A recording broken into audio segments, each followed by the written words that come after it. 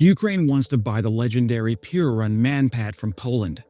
In a move that's part military logistics and part cross-border shopping spree, Ukraine has formally asked Poland for a €120 million loan to buy Polish-made weapons. The shopping list includes the Piorun Man portable air defense system, Poland's portable Thunderbolt missile launcher, and the battle-tested Crab self-propelled howitzer.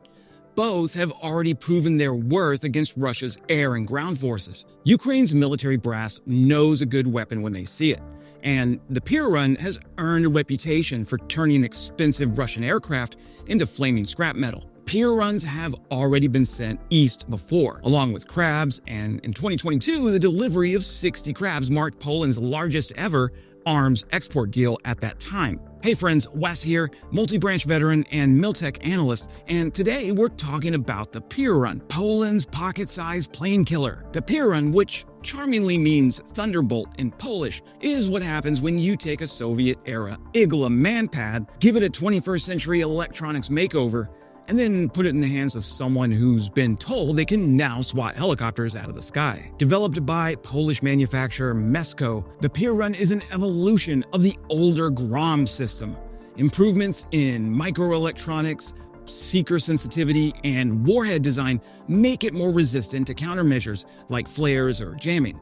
The missile can engage targets from as close as 400 meters to as far as 6 kilometers, at altitudes from only 10 meters up to 4 kilometers high. It's also equipped with a proximity fuse, making it especially lethal against small, fast-moving UAVs, which is just about the most common air threat over Ukraine right now. The whole system weighs 16.5 kilograms, ready to fire, which is light enough for a single soldier to carry without feeling like they're hauling a medieval ballista. A distinctive feature is the mini keyboard on the trigger module that lets the operator select target types and environmental modes.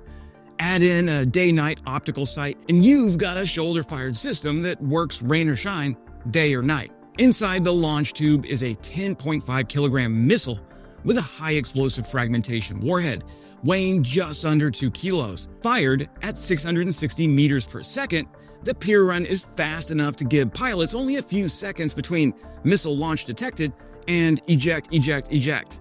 Its design shows a kind of Polish pragmatism. If a weapon is going to be carried on a soldier's back all day, it had better be simple enough to operate under fire, tough enough to survive being bounced around in an unarmored pickup, and effective enough to make the person on the other end of it seriously regret their career choices. The Piorun checks all those boxes. Part of its lethality comes from the fact that it's unforgiving to mistakes. A pilot who dips just a little too low or lingers in range a second too long is essentially betting their own life against a weapon whose guidance system can't be fooled as easily as older infrared seekers. And because it can be fired from almost anywhere, a tree line, a rooftop, or the back of a speeding truck, it creates a constant sense of paranoia in enemy air crews. When Russia's full-scale invasion began in 2022, Poland rushed Pioruns into Ukrainian hands almost immediately. Ukrainian troops began putting them to good use against low-flying Su-25 Frogfoot attack jets, Ka-52 Alligator gunships, and transport helicopters trying to insert troops behind Ukrainian lines. In Ukraine, Pioruns are often deployed in small, mobile teams, sometimes mounted on light vehicles for rapid repositioning, other times carried on foot to ambush likely air corridors. The system's portability and quick reaction time make it ideal for Ukraine's distributed air defense strategy, which blends mobile short-range systems like Pioruns with larger, fixed batteries like NASAMS or Patriot. One of the Piorun's unsung strengths in Ukraine is its effectiveness against drones, with Russian Shahed swarming over the front line at all hours. Being able to knock them out before they relay targeting data to artillery units has saved countless lives. The proximity fuse and the seeker upgrades give it an edge against small drones that would be harder to hit with older MANPAD designs. Ukrainian operators have also become adept at working around Russian countermeasures, using terrain decoys, and careful timing to get clean shots. The result is a growing list of downed Russian aircraft, some of which cost more than the entire Piorun production run that shot them down. And now, how to make a Russian pilot's day worse in under 10 seconds. Step 1. Be anywhere in Ukraine with a Piorun on your shoulder. Step 2. Look up and spot something Russian and expensive making noise in the sky. Step 3. Squeeze the trigger and let physics, Polish engineering, and bad Kremlin decision-making do the rest. From the Russian cockpit, the sequence is much less fun. Hear the lock warning tone, panic, dump flares like it's the American 4th of July, realize the missile isn't fooled, contemplate life choices during the last 3 seconds before impact. The Piorun's greatest gift isn't just destruction, it's uncertainty. Every helicopter lift, every low pass, every drone run is now a gamble with house odds stacked heavily in Ukraine's favor. And unlike a lot of other anti-air systems, the Piorun doesn't require a radar station, a command post, or an entire logistics chain to function. Just a willing trigger finger and a target that's dumb enough to fly low and slow. So how does Ukraine use the Piorun differently from NATO? Well, in NATO service, the Piorun is a gap filler. It's meant to protect a convoy, a forward operating base, or a vulnerable radar station from the occasional low-flying threat that slips past the bigger air defense systems. The operators are trained, the targets are predictable, and the missile is one tool in a very large, very expensive toolbox. But in Ukraine, it's more like a pocket knife in a prison yard, always on hand, always ready, and never limited to its intended purpose. Ukrainian troops have been known to hunt Pioruns deep into contested areas, not just to guard against random Russian airstrikes, but to deliberately set traps for helicopters, attack jets, and drones. Instead of being tied to a fixed position or doctrine, the launchers are as mobile as the soldiers carrying them. It's not uncommon to see Piorun teams working in pairs or small hunter-killer groups.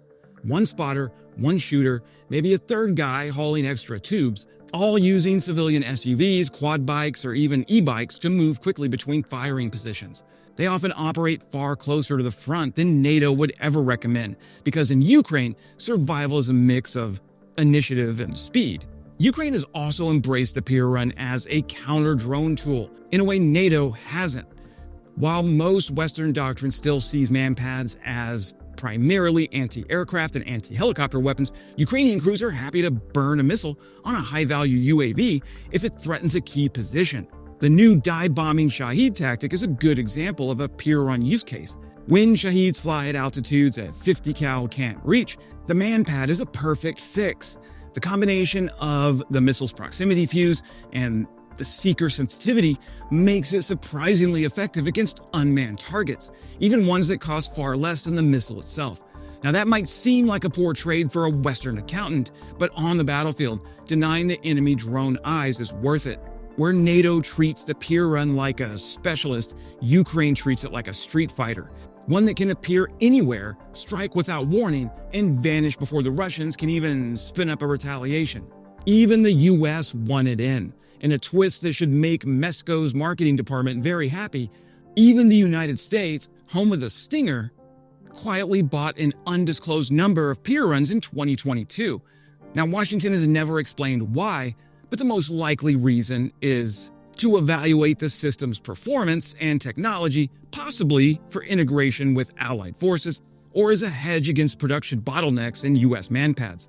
After all, the U.S. hasn't manufactured a Stinger missile in over 10 years. That production is only just now ramping back up. The Piorun's growing export list now includes Norway, Estonia, Belgium, and several other NATO members. For Ukraine, securing more of these weapons, whether through direct purchase, loans, or co-production, means keeping Russian aircraft nervous, pilots on edge, and drones in pieces.